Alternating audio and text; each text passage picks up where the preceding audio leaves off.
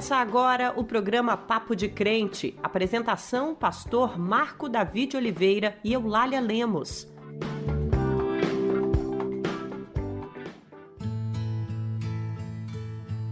A paz do Senhor, meu irmão, a paz do Senhor, minha irmã, coisa boa estar com você.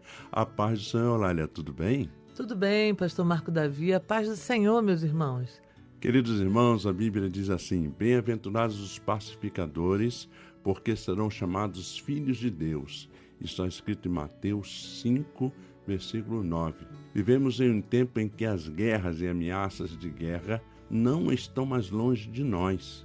Nos últimos meses, vimos os Estados Unidos realizarem ações militares na nossa vizinha Venezuela, fazerem ameaças a países da América Latina e levantarem até discussões sobre a anexação de territórios como a Groenlândia e Canadá. Tudo isso mostra um mundo cada vez mais tensionado pelo uso da força e menos propenso ao diálogo. Como se a violência pudesse ser um instrumento para a paz. E que paz é essa que se arma para a guerra? Verdade, pastor, que paz é essa? Essas disputas, pastor, não ficam só nos gabinetes dos governos, elas afetam o preço dos alimentos, do combustível, o clima de medo entre os povos e, principalmente, a vida de pessoas comuns, famílias, crianças, idosos e trabalhadores que não escolheram a guerra, mas sofrem suas consequências. Hoje o Papo de Crente convida você a olhar para esse cenário. Vamos entender melhor o que está acontecendo no mundo e refletir juntos, como seguidores de Jesus, qual é o nosso papel num tempo em que tantos escolhem o caminho da força e não o caminho da paz. Fique com a gente. Teremos muitas informações importantes sobre saúde, meio ambiente, a palavra de Deus trazida pelo nosso querido pastor Ariovaldo Ramos, uma entrevista especial, louvores e muito mais. Mas vamos começar orando, pastor Marco Davi? Vamos orar, Eulália. Você que nos acompanha, se quiser orar conosco, participe desse momento de conversa com o Senhor. Querido Deus, te louvamos por tua presença em nossa vida. Te louvamos, Senhor Deus, pelo teu cuidado, pelo teu amor. E pedimos, Senhor Deus, cada vez mais que o Senhor nos dê a tua orientação. Estamos vivendo num tempo terrível, num tempo de guerra. Por isso, Deus, nós pedimos que o Senhor traga paz para esta terra, traga paz para este mundo. E a começar por nós, que haja paz na terra. Nós oramos agradecidos e o fazemos em nome de Jesus. Amém. Segundo dados do PRIO, o Instituto de Pesquisas para a Paz de Oslo e do Centro de Pesquisa para uma Cultura de Paz da Universidade Autônoma de Barcelona, o mundo vive hoje cerca de 60 conflitos armados ativos, o maior número já identificado. Esses conflitos atingem lugares como Sudão, Ucrânia, Israel e Palestina, Síria, Iêmen, Afeganistão, Etiópia e Haiti, além de regiões da África, do Oriente Médio e das Américas, como Colômbia e México. Cada guerra significa crianças assassinadas, casas, hospitais e escolas destruídos, famílias arrasadas e obrigadas a fugir, morte, caos, tristeza e dor. Milhões de pessoas vivem hoje em áreas de conflito sem terem escolhido a guerra, apenas tentando sobreviver. Além das vidas perdidas, outro dado assusta: o dinheiro gasto com guerras. Os gastos militares no mundo passam de 2 trilhões de dólares por ano, somando armas, exércitos e tecnologia de combate. A União Europeia aprovou um plano para investir 800 bilhões de euros em armamentos. Com apenas uma parte desse valor, seria possível investir em educação, combate à fome, saúde, saneamento e moradia, promovendo paz em vez de destruição. O mundo, infelizmente, tem escolhido gastar mais com armas do que com cuidado. Essa escolha revela prioridades que estão muito distantes dos valores do Evangelho. E muitos conflitos armados não nascem apenas de diferenças políticas ou religiosas, mas da disputa por recursos como petróleo, gás, minérios, água e terras férteis.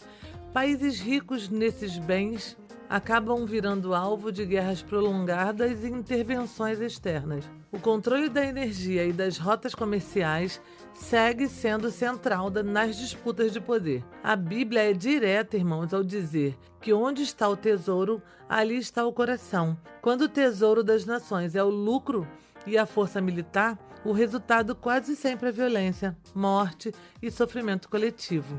A fé em Jesus oferece outro caminho, como o vivido por líderes como Martin Luther King Jr. e Desmond Tutu, ambos merecedores vencedores do Nobel da Paz.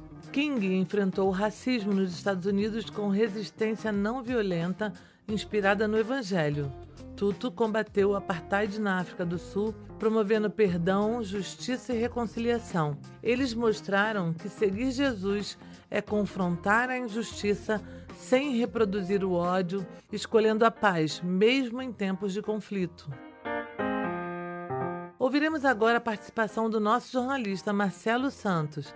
Agora é com você, Marcelo, a paz do Senhor. Paz do Senhor, Eulália, paz do Senhor, pastor Marco Davi, paz do Senhor a você, nosso ouvinte. O papo de hoje é com Lucas Martins. Ele é historiador, especialista em história americana e estudos globais, professor universitário e consultor internacional da Frente de Evangélicos pelo Estado de Direito. Lucas, obrigado por atender ao Papo de Crente. Muito bom falar com vocês, amigos do Papo de Crente. Fico sempre muito honrado, uma satisfação. Muita gente acredita que o uso da força possa trazer paz. Pela história recente, a violência entre países resolve conflitos ou acaba gerando ainda mais sofrimento? A paz que excede todo entendimento é um conceito que aparece ali em Filipenses 4:7.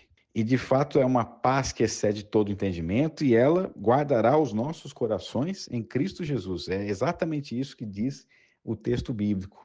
E por que é importante nós entendermos esta paz a partir da versão e da leitura bíblica? Até porque esta é a paz que Deus tem para a humanidade. É uma paz que promove harmonia. E ela excede entendimentos, ela é incompreensível para nós, humanos, porque quando nós falamos em conflitos, em guerras, nós estamos falando na vitória de um e na derrota de outro. E nesses conflitos em que há derrota de alguém, nós estamos falando também que famílias serão devastadas, que famílias perderão seus pais, suas mães, seus filhos, famílias passarão a sofrer por insegurança alimentar, famílias passarão a sofrer pela impossibilidade de ter acesso à educação, a ir à escola, à universidade, e também pela impossibilidade, em vários casos também, de estar em uma igreja, estar em comunhão com seus irmãos de fé. Tudo isso tem muito a ver com a guerra.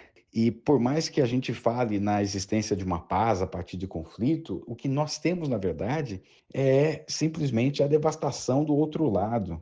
E não é essa a paz que excede todo entendimento. A paz que, de fato, nós devemos buscar, de acordo com a luz bíblica, é uma paz que promove harmonia e não aniquilação e destruição do outro. Por isso que dá para dizer que a questão do uso da força, ela traz paz de uma forma momentânea, mas o custo humanitário é muito grande. Líderes cristãos como Martin Luther King Jr. e Desmond Tutu, vencedores do Nobel da Paz, enfrentaram injustiças sem violência. Que lições eles deixam para um mundo que trata a guerra como solução? Pastor Martin Luther King, Desmond Tutu, dois líderes de dois continentes, e que se notabilizaram tanto, né, pela questão da luta por igualdade, por direitos e, sobretudo, pela prática da não violência. Ambos beberam na fonte de alguém que foi um predecessor destes dois líderes, que foi Mahatma Gandhi, que foi fundamental na independência da Índia, a Índia que vivia como parte, né, da colônia inglesa, que pertencia aos domínios ingleses e que conquistou sua independência através da liderança de Gandhi, que foi fundamental para implementar na prática o que era não violência para consolidar objetivos, e isso ele alcançou. Inclusive, anos depois de sua morte, Martin Luther King parte rumo à Índia, e ao chegar na Índia ele diz que ele chegava naquele país como peregrino, como um aprendiz.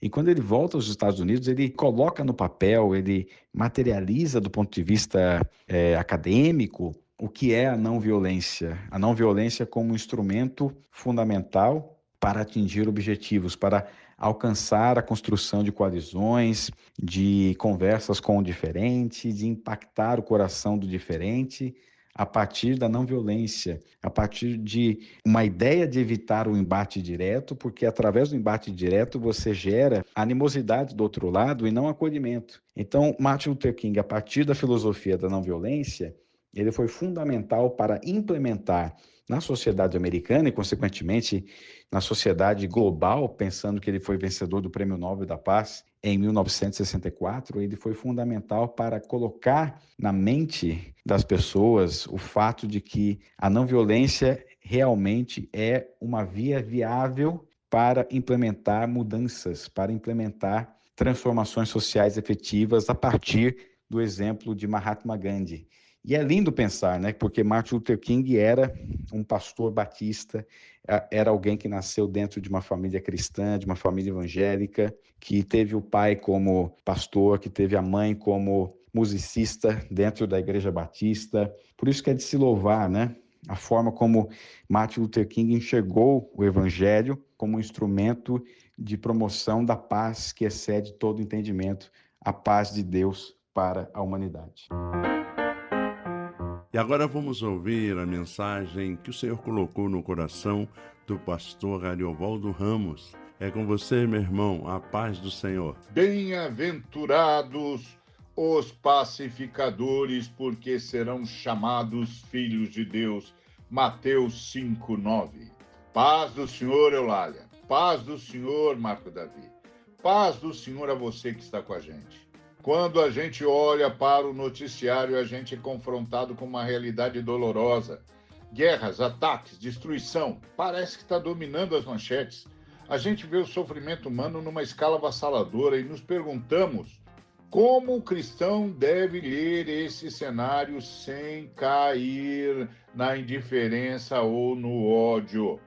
A resposta não está em desviar o olhar, não, nem em abraçar a vingança, mas em ouvir atentamente o chamado de nosso Senhor Jesus Cristo. Em meio ao Sermão do Monte, ele nos deu uma identidade e uma missão. Bem-aventurados os pacificadores, porque serão chamados filhos de Deus.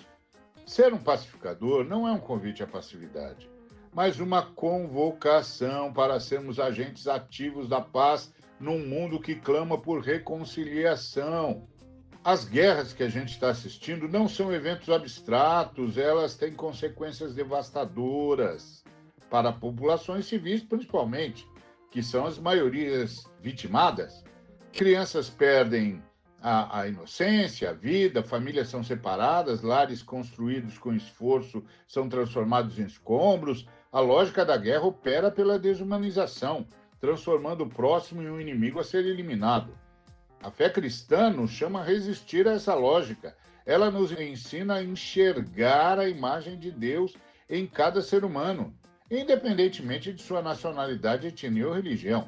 Nossa resposta ao sofrimento não pode ser o ódio, que apenas continua o ciclo de violência, mas a compaixão, que move a gente à oração, à solidariedade e à ação em favor dos que sofrem. Se a gente é chamado a ser pacificador, quais são as nossas ferramentas? No mundo complexo e interconectado, a diplomacia, os acordos internacionais e a mediação de conflitos são instrumentos essenciais. Eles nos representam a aplicação prática do princípio da reconciliação. Quando nações se sentam para dialogar, quando mediadores buscam um terreno comum e quando o direito internacional é invocado para proteger os vulneráveis, a gente vê um vislumbre do reino de Deus. Essas estruturas são esforços humanos imperfeitos, mas necessários para transformar a espada em arado e lança em podadeira, como disse Isaías. Apoiar e clamar por soluções diplomáticas e justas É uma forma concreta de vivermos nossa vocação como pacificadores no século XXI. A fé cristã, como resistência à lógica da guerra, exige que a gente veja a cruz de Cristo como o maior símbolo dessa resistência. Nela, Deus absorveu a violência e o ódio do mundo e respondeu com amor e perdão. Ser cristão é ser discípulo, sim, daquele que mandou amar nossos inimigos e orar por quem nos persegue. Isso não significa ser ingênuo, mas sim escolher uma força maior que a das armas, a força do amor redentor. Nossa resistência se manifesta na oração incessante pela paz, na promoção da justiça, em nossas próprias comunidades, na educação de nossos filhos para o diálogo e apoio a organizações que trabalham pela reconciliação. Resistimos à guerra não com mais violência, mas com a prática radical do amor, da justiça e da paz, que emanam do Evangelho. Assim, gente, que não sejamos nem indiferentes à dor do mundo, nem consumidos pelo ódio. Que, como filhos de Deus, abracemos nossa identidade de pacificadores, que nossos corações se compadeçam das vítimas, que nossas mentes valorizem a diplomacia e a justiça e que nossas vidas sejam um testemunho de resistência pacífica ao espírito da guerra. Que o Deus da paz nos capacite para essa nobre missão. Amém. Dizem por aí, dizem por aí, dizem por aí, dizem por aí, dizem por aí, dizem por aí. Olá, Léa, tudo bem, querida? Então, eu recebi aqui no grupo da família, pela minha tia, um vídeo dizendo que o Lula afirmou que pobre não precisa estudar e que nasceu só para trabalhar. É verdade, Olália, porque, pelo que eu me lembro, ele construiu várias universidades na gestão dele, até na gestão da Dilma também, entendeu? E outros programas, como o SISU, FIES, ProUni. Você pode me explicar melhor sobre esse vídeo? Então, meu irmão, essa informação é falsa. A fala atribuída ao presidente Luiz Inácio Lula da Silva foi retirada de contexto. Lula não disse que pessoas pobres não precisam estudar. Pelo contrário, ao longo da carreira, ele sempre defendeu a educação como ferramenta de transformação social. O que aconteceu foi um recorte de uma fala mais longa em que ele criticava a desigualdade histórica do Brasil, mostrando como, por muitos anos, os pobres foram impedidos de estudar e empurrados apenas para o trabalho pesado.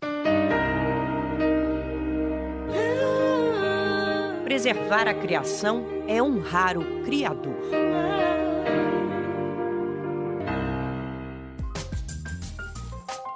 Quando a gente encontra uma barata na rua ou em casa, quase nunca pensa em algo bom. Mas a criação de Deus, até nos detalhes mais simples, pode nos surpreender. Pesquisadores da USP e da UFRJ estão estudando esse inseto para buscar caminhos de energia mais limpa e sustentável. O que chamou a atenção dos cientistas é a forma como a barata se alimenta. Ela consegue aproveitar restos de plantas e matéria orgânica com muita eficiência. Ao estudar esse processo, os pesquisadores acreditam que é possível aprender com a própria natureza como transformar resíduos em energia, cuidando melhor da criação que o Senhor nos confiou. A ideia é usar esse aprendizado na indústria, por exemplo, para aproveitar melhor o bagaço da cana-de-açúcar sem agredir o meio ambiente. É mais um lembrete de que Deus nos chama a agir com sabedoria, responsabilidade e gratidão, cuidando da terra e buscando soluções que promovam a vida e não destruição.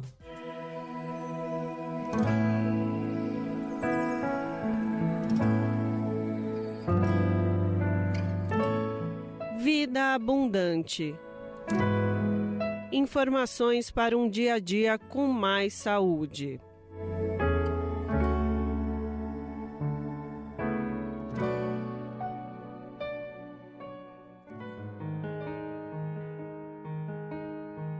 Hoje queremos falar de um tema urgente e delicado, a desinformação, especialmente quando ela atinge a saúde e coloca vidas em risco.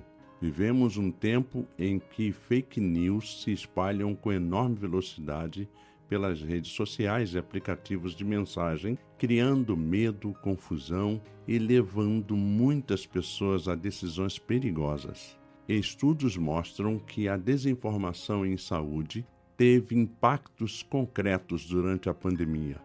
Pessoas deixaram de se vacinar, interromperam tratamentos e passaram a desacreditar no Sistema Único de Saúde. Pesquisas indicaram que pessoas de baixa renda e evangélicos estiveram entre os grupos que mais compartilharam fake news contra vacinas, especialmente conteúdos com apelo religioso ou conspiratório. Esse dado nos chama a um exame de consciência. A fé não pode ser instrumento de mentira nem de descuido com a vida.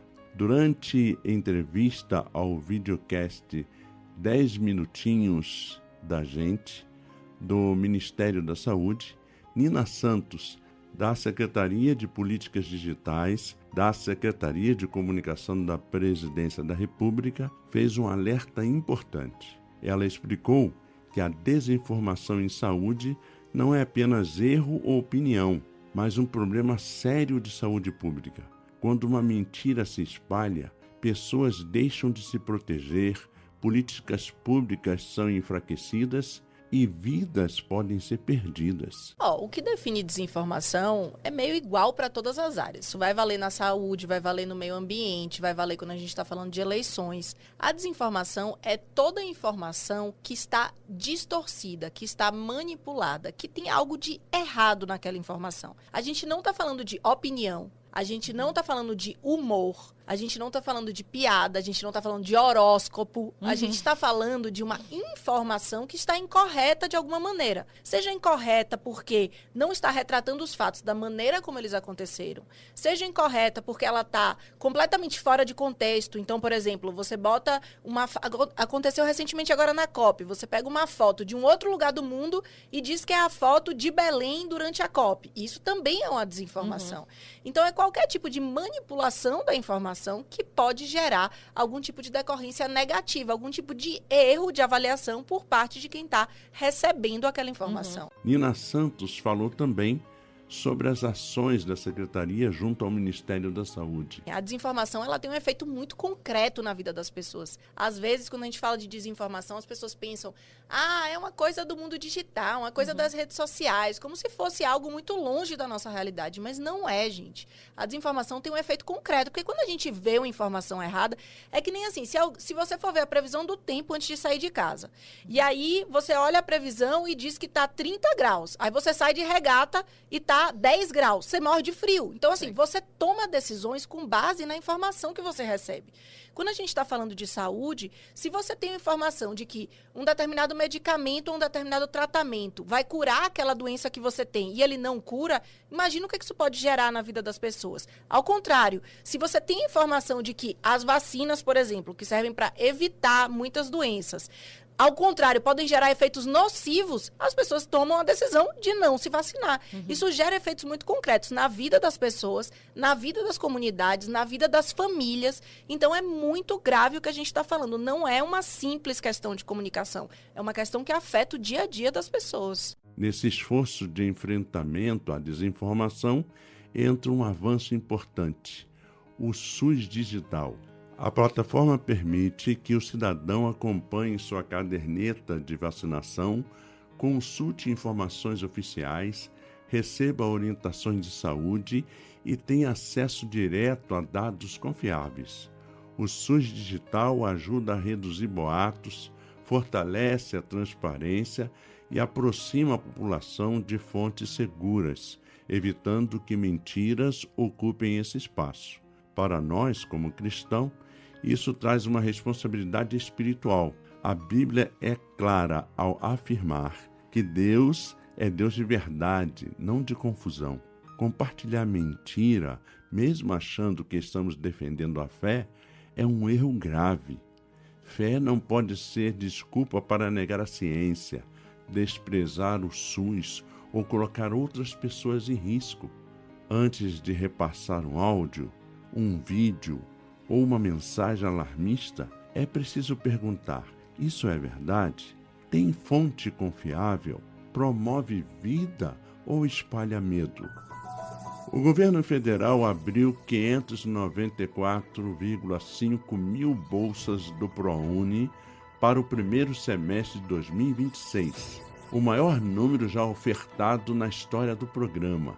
As inscrições vão de 26 a 29 de janeiro pelo Portal Único de Acesso ao Ensino Superior, com o resultado da primeira chamada no dia 3 de fevereiro. A Lei Rouanet movimentou 25,7 bilhões na economia brasileira em 2024 e ajudou a gerar e manter cerca de 228 mil empregos, segundo estudo da Fundação Getúlio Vargas.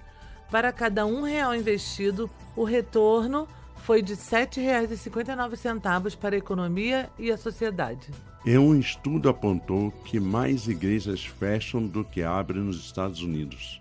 Enquanto cerca de 4.500 igrejas protestantes são encerradas por ano, aproximadamente 3.000 novas igrejas são abertas no país governado por Donald Trump. E chegamos ao fim de mais um programa Papo de Crente. Que possamos lembrar sempre que somos discípulos daquele que é chamado de Príncipe da Paz. Se você quiser escutar novamente esse programa ou outros, ter mais novidades, nos siga no Instagram. Nossa página é @Papo de Crente Programa e também estamos no Spotify. Vamos encerrar com a bênção ministrada pelo pastor Ebenezer Ferreira da Silva, da Igreja Batista Novo Horizonte, lá de Linhares, no Espírito Santo. Que a graça salvadora de Jesus Cristo, o amor de Deus, o Pai, e a comunhão e as consolações do Santo Espírito de Deus seja com toda a Igreja de Jesus, com todos aqueles que ouvem nesse instante esta bênção sendo proferida e com todo Israel de Deus espalhado por toda a face da terra, hoje, agora e para todo sempre. Amém. A paz do Senhor, meus irmãos, que Deus a todos abençoe. Você ouviu o programa Papo de Crente.